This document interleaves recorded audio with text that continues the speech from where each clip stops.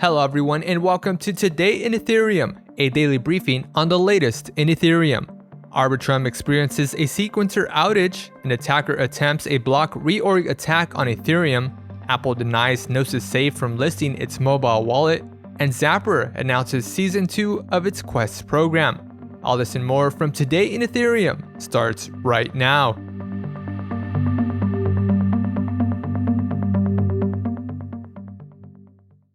Arbitrum, the optimistic rollups layer 2 scaling solution on Ethereum, experienced a 45-minute outage. At approximately 10:14 a.m. Eastern Time, users began reporting problems with the network as the Arbitrum sequencer was offline. Users were unable to process transactions during the outage, with the Arbitrum Explorer showing a pause on validated blocks. About an hour later, Off-Chain Labs director AJ Warner announced on Discord that Arbitrum 1 is back online and operational.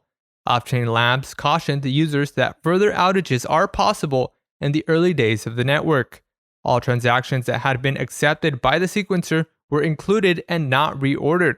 Transactions accepted by the sequencer between 10:13 a.m. and 10:14 a.m. Eastern Time were reassigned a timestamp when the sequencer returned online at 10:59 a.m. The root cause of the downtime was a bug causing the sequencer to get stuck when it received a large burst of transactions in a short period of time. A fix for the issue has since been deployed. The Arbitrum bridge remained unaffected during the downtime. Coincidentally, the Solana blockchain also experienced a network outage at the same time. However, Solana was down for 11 hours. Solana's validator community eventually elected to coordinate a restart of the network. Solana claims resource exhaustion on the network caused a denial of service. A greatly anticipated IDO for Grape protocol reportedly flooded the network with bots, affecting the outage. An attacker attempted a 550 block reorg attack with false proof of work on Ethereum. The attack was first flagged by Alex S. of Flexpool shortly after 3 a.m. Eastern Time.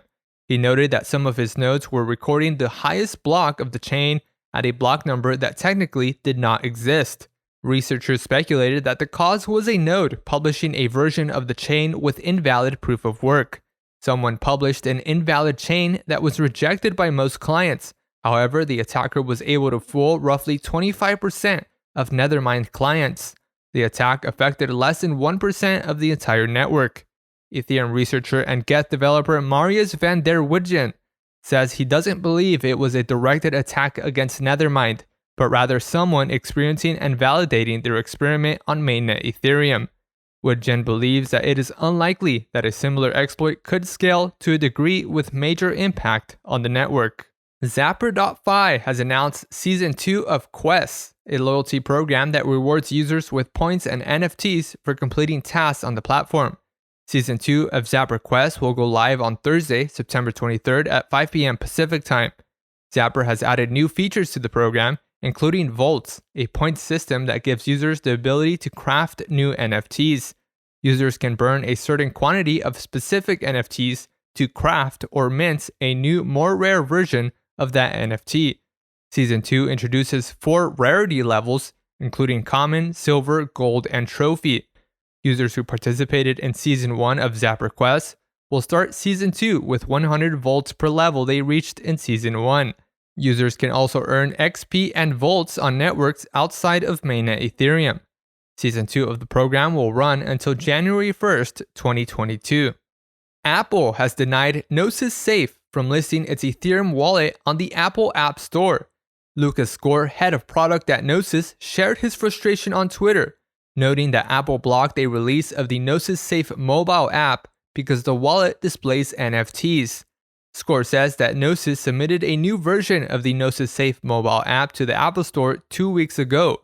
Apple had then asked Gnosis if users can store NFTs on the wallet.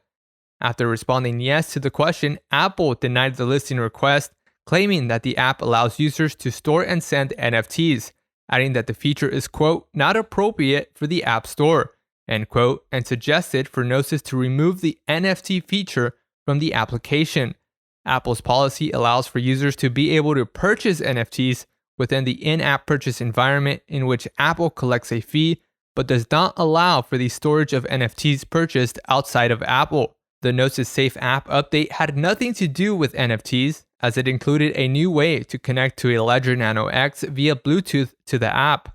The Gnosis Safe app already displayed user-owned NFTs for many months before this update. Score says Gnosis will submit an appeal to the app review board and hope they will reinterpret their policy when it comes to NFTs. And lastly, Coinbase Wallet now supports every major Layer 2 and sidechain scaling network. Users no longer have to manually add networks to the wallet.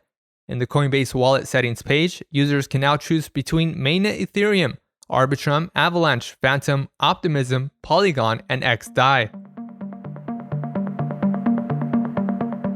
This has been a roundup of today's top news stories from today in Ethereum. Please support this podcast by subscribing on castbox.io.